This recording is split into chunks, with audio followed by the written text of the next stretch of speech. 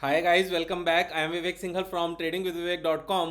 और आज हम बात करने वाले हैं आईटीसी लिमिटेड के बारे में। और आईटीसी लिमिटेड के बारे में क्योंकि बहुत सारी बातें चल रही हैं कि इसका इसका डीमर्जर होने वाला है, इसमें सेपरेट सेपरेट यूनिट्स बन जाएंगी, कंपनीज अलग हो जाएंगी, जिससे इसमें वैल्यू अनलॉकिंग होगी।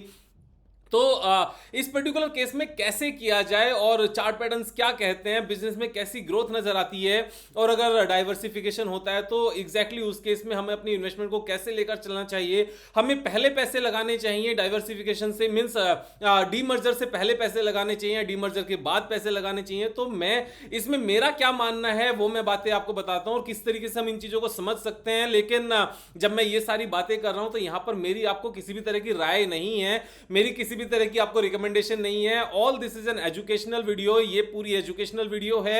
आपको जो भी डिसीजन लेना है वो अपने हिसाब से लेंगे, मेरे हिसाब से तो बस समझ लो कि किस तरीके से हमें काम करना चाहिए जिससे हम ज्यादा पैसे मार्केट में कमा सकें। दूसरा पॉइंट, अगर सब्सक्राइब नहीं किया है चैनल को सब्सक्राइब कर लें, क्योंकि ठीक 5 बजे एवरी डे एक नई वीडियो लेकर आते हैं जिससे हम अपने ट्रेडिंग और इन्वेस्टिंग स्किल्स को शार्प कर सकें, कुछ नया सीख सकें। तो जब यहां पर आईटीसी की बात करते हैं तो आईटीसी में एक बार हमें यह पॉइंट सबसे पहले समझ लेना चाहिए कि आईटीसी के मेन बिजनेस क्या हैं।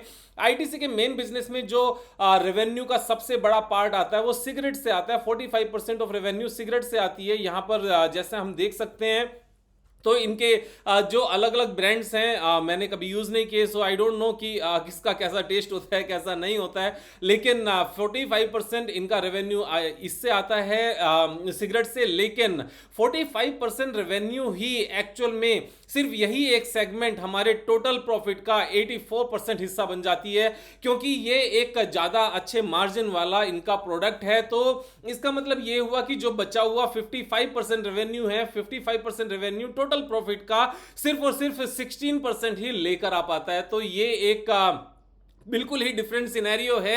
और इस तरह के केसेस में क्या होता है, जब कंपनी अपने आप को एक पर्टिकुलर बिजनेस से निकालकर साथ में दूसरे बिजनेस को यहां पर इंक्रीज करना चाहती है। क्योंकि अब से कुछ टाइम पहले जो रेवेन्यू का पार्ट सिगरेट 45% भी नहीं था, इससे बहुत ज्यादा था। सिगरेट जो अभी सिर्फ 45% रह गया, इससे बहुत ज्यादा था और बाकी सेगमेंट बहुत कम थे। तो यहां पर होटल बिजनेस ने पिकअप किया, यहां पर उसके साथ में एफएमसीजी बिजनेस ने पिकअप किया। यहां पर काफी सारी चीजें, जैसे यहां पर हमने देखा एफएमसीजी में ही 28% जो रेवेन्यू है वो अदर ब्रांड से है। ब्रांड्स लाइक पैकेजिंग फूड्स में आशीर्वाद है, sunfish, Bingo, yippee noodles, candy man, Minto, और पर्सनल केयर में Savlon, Fiama, Vivel and Supriya, और स्टेशनरी में क्लासमेट है, पेपर क्राफ्ट है, अपैरल में विल्स है, और अगरबत्तीज में है ये मंगलदीप एंड AIM मैचेस। तो यहाँ पर ये सारी चीजें हैं। और इनमें अच्छी बात यह है कि कुछ इनके ब्रांड्स नंबर 1 प्लेयर भी हैं इंडिया में, जैसे Aashirvaad Atta, Bingo, Sunfeast and Classmate are number 1 players in their own market. और जबकि यहां पर yippee, Engage and Mangaldeep are number 2 players in respective industries. तो ऐसा नहीं है कि जो इनके एफएमसीजी में सिगरेट से अलग का जो बिजनेस है वो अच्छा परफॉर्म नहीं कर रहा है। They are market leaders. और एक बार वैसे भी यहां पर आईटीसी के ऊपर इस तरह का डाउट करना बेकार है, वेदर आईटीसी जब डीमर्ज होगी तो वो नंबर 1 रह पाएगी या नहीं रह पाएगी। वो नंबर 1 है, नंबर 1 ही रहेगी। लेकिन मार्जिन की जहां तक बात है तो मार्जिन में ओवरऑल जब सारी चीजें अलग अलग बिजनेस एक ही कंपनी में रहती हैं तो वहां पर उतने अच्छे से वर्क नहीं कर पाते। जब चीजें सेपरेट हो जाती हैं तो ज्यादा अच्छे से चलता है। उसके साथ में बाकी इनके एग्री बिजनेस भी है और पेपर्स बिजनेस भी है, होटल बिजनेस भी है। 4% रेवेन्यू होटल बिजनेस से आती है, जबकि जो कैपिटल एक्सपेंडिचर हुआ है होटल्स पर वो सबसे ज्यादा हुआ है। और मैं कहीं पर रीड भी कर रहा था, वहां पर लिखा हुआ था कि अब ये होटल बिजनेस पर और ज्यादा कैपिटल एक्सपेंडिचर नहीं करने वाले हैं। और इसी का रीजन है कि जो इनके पास एक्स्ट्रा पैसा आया फॉर द टाइम बीइंग, इन्होंने इस बार बहुत अच्छा यहां पर डिविडेंड भी पे किया था और वो 6% के आसपास का डिविडेंड था। तो वो अच्छा खासा डिविडेंड था। तो यहां पर बाकी सारी चीजें बहुत अच्छी हैं। डेट इक्विटी रेशियो 0 है, मींस कोई भी लोन नहीं है कंपनी के ऊपर। और यहां पर इतने डाइवर्सिफाइड बिजनेस में रहने के बाद भी रिटर्न ऑन कैपिटल एम्प्लॉयड 30% के आसपास है। सो ये एक प्लस पॉइंट है।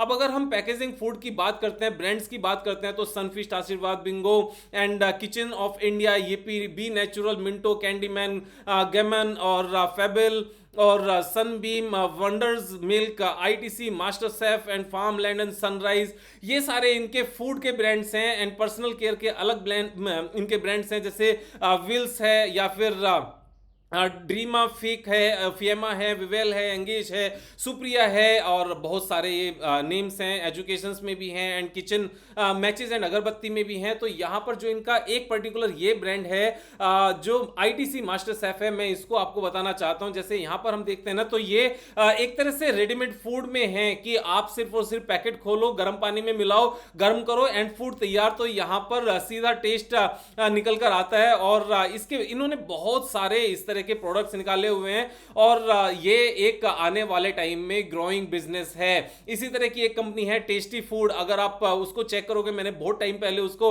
डिस्कस किया था, उसके बाद में 50-60% वो बढ़ भी चुका है और सारे टारगेट्स उसने अचीव भी कर लिए। सेम बिजनेस में ये है और ये ग्रोइंग बिजनेस है। तो जब ये डाइवर्सिफाई हो जाएंगे, डीमर्ज हो जाएंगे, उसके बाद में मेरे हिसाब से सिर्फ और सिर्फ एक बिजनेस में बने रहना बनता है, उसको एफएमसीजी बिजनेस कहते हैं, जो ये सारे ब्रांड्स हैं। क्योंकि उस टाइम पर ये हिंदुस्तान यूनिलीवर से भी आगे निकलने का दम रखते हैं। उसका बड़ा सिंपल सा रीजन है, हिंदुस्तान यूनिलीवर फूड आइटम्स में उतना नहीं है जितना पर्सनल केयर में है, और यहां पर आईटीसी पर्सनल केयर में भी है एंड फूड में भी है। तो यहां पर ये दोनों पर पकड़ बनाए हुए है, ये एक एक्स्ट्रा एडवांटेज है। लेकिन पॉइंट ये आता है कि अगर जब तक ये डीमर्ज करेंगे तब तक ही शेयर प्राइस बढ़ गया तो क्या करेंगे। तो यहां पर मेरा मानना यह है, शेयर प्राइस को अभी खरीदा जाए, अभी खरीदकर रखा जाए, जो रैली आनी है आने दिया जाए। जब ये डीमर्ज हो जाएंगी तो बाकी भी हमारे पास अलग अलग कंपनीज के शेयर्स आ जाएंगे। शायद ये 3 पार्ट्स में डिवाइड होगी, एक का सिगरेट बिजनेस हो जाएगा, एक इनका होटल बिजनेस हो जाएगा और इनका एक एफएमसीजी बिजनेस आ जाएगा, जिसमें बाकी सारे आइटम्स आ जाएंगे।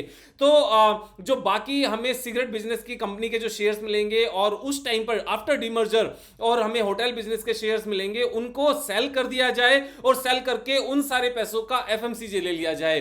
तो उससे क्या होगा, हमारा ये रिस्क भी खत्म हो जाएगा कि अगर डीमर्ज होने से पहले ही शेयर भाग गया तो क्या होगा। तो शेयर प्राइस अगर डीमर्ज होने से पहले ऊपर गया तो भी हमारे पास ग्रोथ है, और उसके बाद में डीमर्ज होने के बाद में जो ये स्लो ग्रोइंग इनके बिजनेसेस हैं, उससे जो भी पैसा मिलेगा उसको यहां पर एफएमसीजी में इन्वेस्ट कर लिया जाए। तो ये एक सिंपल सा यहां पर तरीका है काम करने का। तो यहां पर ग्रोथ है, of course means amazing growth है। पर कैपिटा इनकम जैसे जैसे बढ़ती रहेगी इंडिया की, वैसे वैसे ये बिजनेस ग्रो करता रहेगा और इनका कंसिस्टेंट ट्रैक रिकॉर्ड है बिजनेस का यहां पर ग्रोथ करने का। अगर प्रॉफिट एंड लॉस स्टेटमेंट उठाकर देखेंगे तो 19,000 करोड़, 22, 26, 31, 35, 38, 39, 42, 43, 43.34 यहां पर बिल्कुल सेम, सॉरी 48.34, 49 एंड 49,257, यानी कि सिर्फ और सिर्फ मार्च 2021 एक ऐसा ईयर गया है जब इसमें रिवेन्यू इनकी ग्रो नहीं हुई। उसका सिंपल सा रीजन है कि यहां पर पैंडेमिक था पूरे साल, लेकिन कोई भी इससे अलग एक भी साल ऐसा नहीं गया जब यहां पर ग्रोथ ना हो। सेम ही नेट प्रॉफिट का सीन है, net profit has consistently been increase. यहां पर होटल बिजनेस बिल्कुल बंद था ड्यूरिंग दिस पैंडेमिक एंड यहाँ पर सिगरेट बिजनेस पे भी बहुत इंपैक्ट आया था, क्योंकि मम्मी के सामने, पापा के सामने, परिवार के सामने सिगरेट पीना उतना मुश्किल होता होगा मेरे ख्याल से जितना मुश्किल ऑफिस में बाहर निकलकर नहीं पीना होता है। तो वहाँ पर जब ऑफिसेज वापस से खुलेंगे तो शायद ये बिजनेस भी ग्रो करेगा, ऑफिस वापस से खुलेंगे तो होटल बिजनेस भी ग्रो करेगा और बाकी सारी चीज़ भी ग्रो करेंगी, और एफएमसीजी तो लगातार ग्रो कर ही रहा है।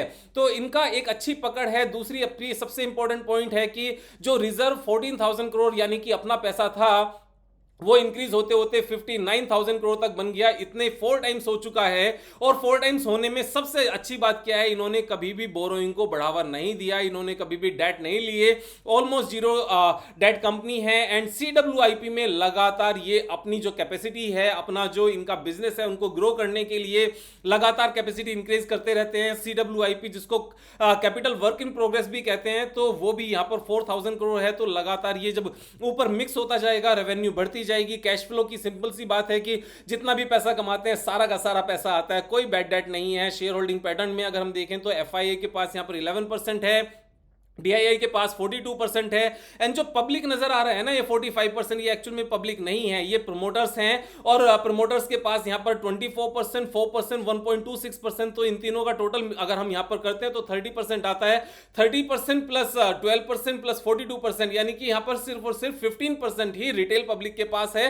तो यहाँ पर ड्रिल डाउन करके मीन्स इसको अंदर देखने की जरूरत है कि ये इसका ब्रेकअप क्या है, इसका ब्रेकडाउन क्या है। जब अंदर इसको हम ब्रेकअप देखते हैं तो पता चलता है कि ये पब्लिक नहीं है, ये बेसिकली यहां पर प्रोमोटर्स हैं। तो ये चीज भी क्लियर हो गई, सारी चीजें अच्छी हैं। अब बात आती है यहां पर चार्ट पैटर्न की। तो टेक्निकल चार्ट पैटर्न क्या कहता है? देखो टेक्निकल चार्ट पैटर्न का यहां पर सीधी सी बात है कि एक इतना लंबा टाइम हो चुका है जब से लेकर अब तक, ये पिछले आप यहां पर देखोगे 538 डेज, यानी कि लास्ट ईयर फरवरी से लेकर जब से पैंडेमिक वाला ये गिरावट आया है तब से लेकर अभी तक 1.5 ईयर हो चुका है ये सेम रेंज में यहां पर ट्रेड कर रहा है। लेकिन क्या 1.5 ईयर में इसकी सिचुएशन इंप्रूव नहीं हुई? बिल्कुल इंप्रूव हुई है, क्योंकि जितना भी यहां पर इनका लॉस था या फिर मार्केट इनकी स्लो डाउन थी, जो होटल्स को लेकर थी, स्टेशनरी को लेकर थी, या फिर इनके होटल बिजनेस को लेकर थी, या सिगरेट बिजनेस को लेकर थी, उन सब में वापस से रिकवरी दिखेगी ही दिखेगी। And in the mean while FMCG business grow कर रहा है, तो